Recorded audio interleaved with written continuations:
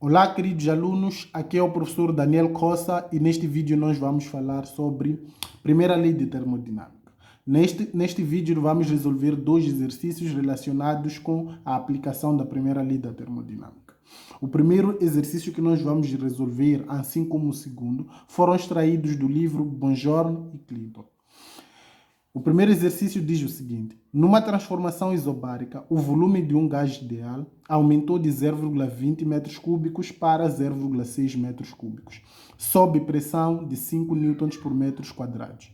Durante o processo, o gás recebeu 5 joules de calor. Determine a variação de energia interna do gás. Então, nas aulas teóricas nós aprendemos que sempre que há aumento ou diminuição do volume, há realização de trabalho. Esta realização de trabalho pode ser feita por parte do gás, como também de um meio exterior. Nesse caso concreto, como o volume aumentou, então significa que o gás é que realizou o trabalho. Então nós primeiro, para resolvermos o problema, precisamos determinar o trabalho que foi realizado pelo gás. Logo a seguir, vamos aplicar a equação da primeira lei da termodinâmica para determinar a variação da energia interna. Então, para isso, primeiro vamos extrair os dados do exercício. Nesse exercício, nós temos os seguintes dados. Numa transformação isobárica, logo de princípio já sabemos que a pressão é constante. O volume aumentou de 0,20 metros cúbicos para 0,6 metros cúbicos. Isso significa que o volume 1 é igual a 0,20 metros cúbicos e o volume 2 é igual a 0,6 metros cúbicos. 0,6 metros cúbicos. Sob pressão de 5 newtons por metros quadrados, o que significa que a pressão, apesar de ser constante, é igual a 5 newtons por metros quadrados. Durante o processo, o gás recebeu 5 joules de calor. Então, se o gás recebe 5 joules de calor, a quantidade de calor será igual a 5 joules. Determine a variação da energia interna do gás. Então, o problema pede para determinar a variação da energia interna do gás. Então, tendo os dados aqui presentes, primeiro vamos determinar o trabalho, tal como já foi dito logo no início do vídeo. Então, vamos determinar o trabalho. Para determinarmos o trabalho, pelo fato de tratar-se de um processo isobárico, então o trabalho é igual à pressão vezes a variação do volume. Atenção, essa fórmula só é válida para um processo isobárico. Então, o trabalho será igual, a pressão aqui já é conhecida, variação do volume é V2 menos V1. Então, o trabalho será igual, a pressão é de 5 newtons por metros quadrados, vezes o volume 2 é 0,60 ou 0,6 menos 0,20. Então, o trabalho será igual a 5 vezes 0,6 menos 0,20 será igual a 0,40. Então, o trabalho será igual a 5 vezes 0,40 será igual a 2 joules. Então, esse é o trabalho que é realizado pelo gás nessa transformação isobárica. Então, tendo o valor do trabalho, podemos determinar o valor da variação de energia interna através da equação da primeira lei da termodinâmica, que diz que a quantidade de calor é igual à variação da energia interna mais o trabalho que vai ser realizado. O nosso objetivo é determinar a variação da energia interna. Como a variação da energia interna está no segundo membro, convém trocar os membros. Tudo aquilo que está no segundo membro passa para o primeiro e tudo que está no primeiro passa para o segundo. Ou seja, variação da energia interna mais trabalho é igual à quantidade de calor. Então, a variação da energia interna será igual à quantidade de calor. Este trabalho positivo passa para o segundo membro, passa a ser negativo. Então, a variação de energia interna será igual. A quantidade de calor é de 5 joules, de acordo com os nossos dados, menos o trabalho que foi determinado, que é de 2. Então, a variação de energia interna será igual a 3 joules. Então, este era o propósito do primeiro exercício. Espero que tenham percebido muito bem a resolução deste primeiro exercício. Passamos agora para a resolução do segundo exercício. Então, a resolução do segundo exercício consiste da representação gráfica de um problema de expansão termodinâmica. Então, neste exercício, nós temos o seguinte gráfico. O gráfico representa transformações experimentadas por um gás ideal. E neste gráfico, nós temos a pressão em função do volume.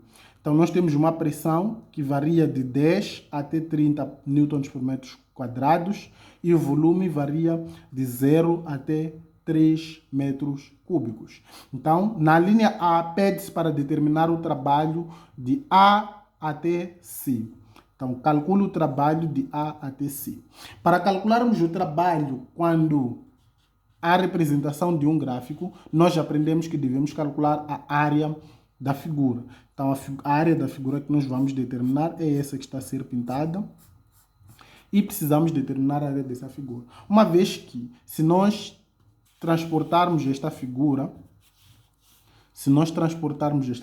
para uma outra folha, nós vamos perceber que nela existem vários polígonos ou várias figuras.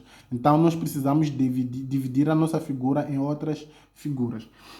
Então, transportando a figura, nós teremos uma figura parecida com a que nós temos aqui. Então, se nós repararmos, aqui nós temos duas figuras possíveis de serem divididas. A primeira divisão que nós podemos fazer é esta aqui, em que nós vamos ter a área 1, e a área 1 seria a área de um trapézio, e a segunda área seria a área de um retângulo. Provavelmente este é o caminho mais rápido e fácil que nós temos para encontrar o trabalho realizado de A até C. Então, para isso, só precisamos extrair os valores no gráfico. Nós sabemos que deste ponto até este aqui representa a base menor e é 10. Deste ponto até este temos 1, que representa a altura. Então, daqui até este ponto, nós temos a base maior, que seria de 30. Deste ponto, ou seja, deste ponto até este aqui, nós temos a diferença entre esses dois valores seria de 2. Então, daqui até aqui teremos 2. E, obviamente, deste ponto até este tem a mesma medida aqui, daqui até aqui, e representa-se por 30. Então, tendo esses valores, podemos agora determinar o trabalho realizado pelo gás de A para C. Então, para determinarmos esse trabalho, nós vamos calcular a área da figura. Então, teremos o trabalho de A para B, que será igual à área da figura 1. A área da figura 1 é um trapézio, então será base maior mais base menor vezes a altura dividido por 2. Então, o trabalho, nesse caso, será igual, de A para B, será igual. Base maior, nesse caso, a nossa base maior é esta aqui, que é de 30, mais a base menor é esta aqui, que é de 10, sobre 2, tudo isso multiplicado pelo valor da altura, que é a medida deste ponto até este, no caso 1. Então, 30 mais 10 vai dar 40. 40 dividido por 2 será igual a 20 joules. Então, este é o trabalho realizado de A para o ponto B. Agora, vamos determinar o trabalho que foi realizado de B para C. Então, para determinar o trabalho que foi realizado de B para C, nós vamos considerar a nossa segunda figura. A nossa segunda figura, ou seja, a área 2. Então, nesse caso, o trabalho de B para C, que é o trabalho realizado de B para C, é igual. A área que nós temos aqui é a área de um retângulo. Então, é comprimento vezes largura, que será igual. O nosso comprimento é de 30 metros, que é o lado mais comprido. 30 vezes a nossa largura seria de 2. Então, vezes 2. 30 vezes 2 será igual a 60 joules. Então, o trabalho realizado de A até C é igual ao trabalho de A até B, é igual ao trabalho de A para B, mais o trabalho de B até C, que será igual a 20 mais 60 joules. Então, a soma desses dois valores será igual a 80 joules. Então, desta forma, resolvemos a linha A do nosso problema, a linha A do nosso exercício. Então, passamos agora para a linha B. Na linha B, disse o seguinte: admita que na transformação o gás recebeu uma quantidade de calor igual a 100 joules. Então, calcula a variação da energia interna do gás. Então, o procedimento é basicamente o mesmo. Como já determinamos o trabalho, para determinar a energia interna do gás, nós vamos usar a fórmula da primeira lei da termodinâmica. Então, na linha B, é para admitirmos que o gás recebeu uma certa quantidade de calor de 100 joules. Então, sabemos que aqui o trabalho que foi realizado é de 80 joules e querem saber o valor da variação de energia interna. Então, a quantidade de calor será igual à variação de energia interna mais trabalho. Então, como nós queremos determinar a variação de energia interna, devemos trocar os membros. E nessa troca de membros não há mudança de sinal.